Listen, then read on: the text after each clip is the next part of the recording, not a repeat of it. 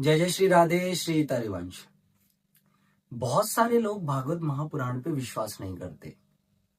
उन लोगों का मानना है कि ये तो अभी का रचा हुआ है और गीता जी में और भागवत महापुराण में भेद करते हैं। तो सबसे पहली बात तो इनके जो लेखक हैं वो वेद व्यास जी हैं और वेद व्यास जी का जो जन्म है वो द्वापर युग में हुआ और भागवत महापुराण की रचना भी द्वापर युग में ही हुई है।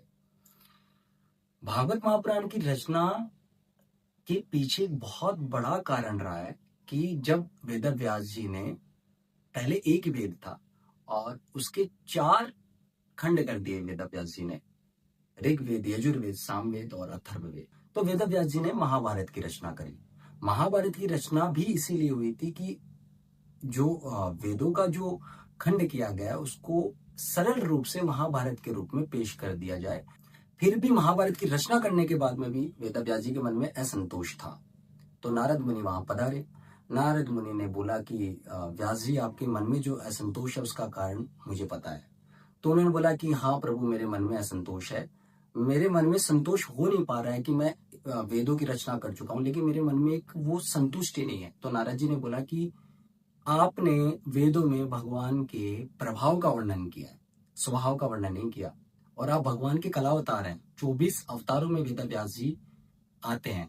तो नारद मुनि ने आदेश किया कि आप भगवान में लीन होइए, तन्मय होइए, अपने चित्त को भगवान में जोड़िए और भगवान की लीलाओं का दर्शन कीजिए और आप एक पुराण का प्रादुर्भाव कीजिए। तो वेद व्यास जी ने वैसे ही किया, भगवान के अंदर अपने चित्त को जोड़ा, क्योंकि त्रिकालज्ञ थे, भूत भविष्य वर्तमान के ज्ञाता थे। भगवान की लीलाओं को फिर श्रीमद् भागवत महापुराण के रूप में उन्होंने लिखा और उन्होंने ये महापुराण की रचना सरस्वती नदी के पश्चिम तट पे की।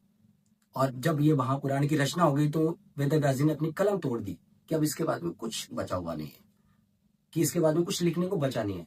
तो वेद व्यास जी ने अपने पुत्र सुखदेव जी महाराज, जो बचपन से गर्भ में ब्रह्म ज्ञान के ज्ञाता थे, उनको सुनाई। और फिर सुखदेव मुनि ने राजा परीक्षित जी को, जो आप सब लोगों को कहानी पता है। ऐसे भागवत महापुराण का प्रादुर्भाव हुआ और उनका प्रभाव हुआ।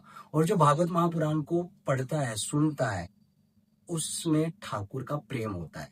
गीता जी में संपूर्ण ज्ञान है, लेकिन भागवत महापुराण में प्रेम छिपा हुआ है।